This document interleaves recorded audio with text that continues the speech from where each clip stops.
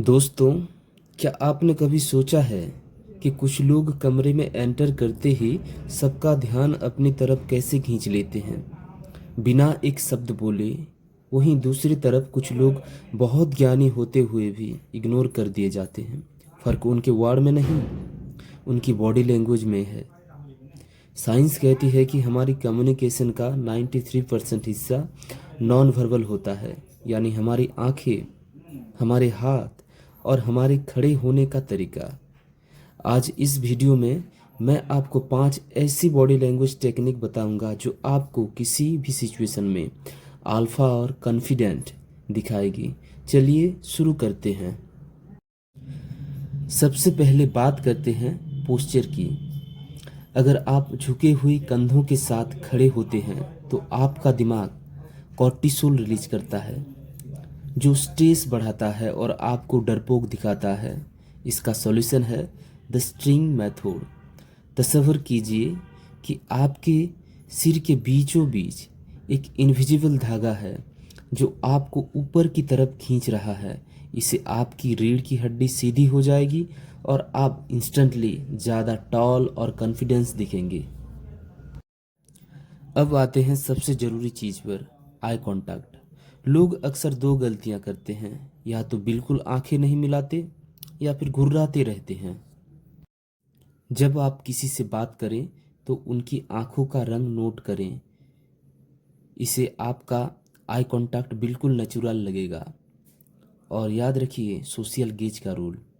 बात करते वक्त 60 to 70% टाइम आंखों में देखें और बीच बीच में ब्रेक लें ताकि सामने वाला अनकंफर्टेबल ना हो।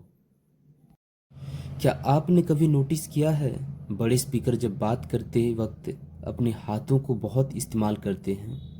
इसका एक साइकोलॉजिकल कारण है। पुराने ज़माने में जब इंसान शिकार करता था, तब खुले हाथ इस बात का सबूत होते थे कि हमारे पास कोई हथियार नहीं है और हम ट्रस्ट वर्दी हैं। आज के ज़माने में भी अगर आप अपने हाथों को पॉकेट में डालते हैं या पीछे छुपाते हैं तो लोगों को सबकॉन्शियस लेवल पर लगता है कि आप कुछ छिपा रहे हैं। 3 गोल्डन रूल्स याद रखिए। ओपन पाल्म, खुली हथेलियाँ। बात करते वक्त अपनी हथेलियाँ दिखाइए, ये ऑनेस्टी और ओपननेस दिखाता है। 10 स्टीपल पोजीशन, अपनी उंगलियों की टीप को आपस में जोड़कर एक पिरामिड जैसा बनाएं। ये पोजीशन बड़े लीडर और सीईओज यूज करते हैं क्योंकि ये ऑथोरिटी और कॉन्फिडेंस की निशानी है। फिजिटिंग से बचें, अपनी रींग से खेलना, बार बार बाल ठीक करना या पेन से क्लिक क्लिक करना, ये सब नर्वसनेस की निशानियां हैं। अगर हाथों का काम नहीं है तो उन्हें सुकून से अपने साइड में या टेबल के ऊपर रखें। अब बात करते हैं एक ऐसी टेक्नोलॉजी की जो बड़े बड़े डिटेक्टिव्स और नेगोशिएटर्स इस्तेमाल करते हैं। इसे कहते हैं मिररिंग। इंसान फितरती तौर पर उन लोगों को पसंद करता है जो उनकी तरह होते हैं। मिररिंग का मतलब ये नहीं है कि आप सामने वाले की नकल उतारने लगें। इसका मतलब है उनकी एनर्जी और बॉडी लैंग्वेज को सॉफ्टली मैच करना।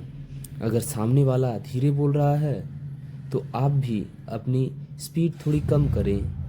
अगर वो बात करते वक्त टेबल पर झुका हुआ है तो आप भी हल्का सा आगे झुकें। जब आप ऐसा करते हैं तो सामने वाले के दिमाग को सिग्नल जाता है कि ये शख्स मेरे जैसा है, इस पर भरोसा किया जा सकता है। लेकिन याद रखें, एक चीज़ जो सबसे बड़ी लाइकेबिलिटी बूस्टर है वो है द ड्यूचन स्माइल। ये वो स्माइल है जो सिर्फ होठों से नहीं बल्कि आँखों से होती है। नकली स्माइल में आँखों से पास झुर्रियाँ नहीं होती, असली स्माइल में पड़ती है। इसलिए जब किसी से मिलें तो दिल से मिलें और मुस्कुराएं।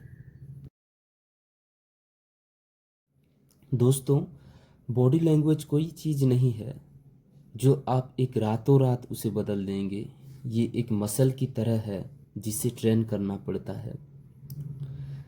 आज हम जो 4 बातें सीखी हैं उन्हें याद रखें। द स्ट्रिंग मेथड, सीधे खड़े होना, आई कांटेक्ट, आंखों का रंग नोट करना, ओपन पाल्म, हाथों से भरोसा जीतना, मिररिंग, सामने वाले की एनर्जी से मैच करना। लेकिन इन सब से ऊपर एक चीज़ है, ऑथेंटिसिटी। अगर आप अंदर से नर्वस हैं तो बॉडी लैंग्वेज की ट्रिक सिर्फ कुछ देर तक काम आएगी। इसलिए बॉडी लैंग्वेज पर काम करने के साथ साथ अपने सेल्फ कॉन्फिडेंस पर भी काम करें। आज के लिए आपका होमवर्क, अगली बार जब आप किसी अनजान शख्स से मिलें तो बस ये नोटिस करें कि उनके हाथ कहाँ हैं और उनकी आंखों का रंग क्या है, बस इतना ही।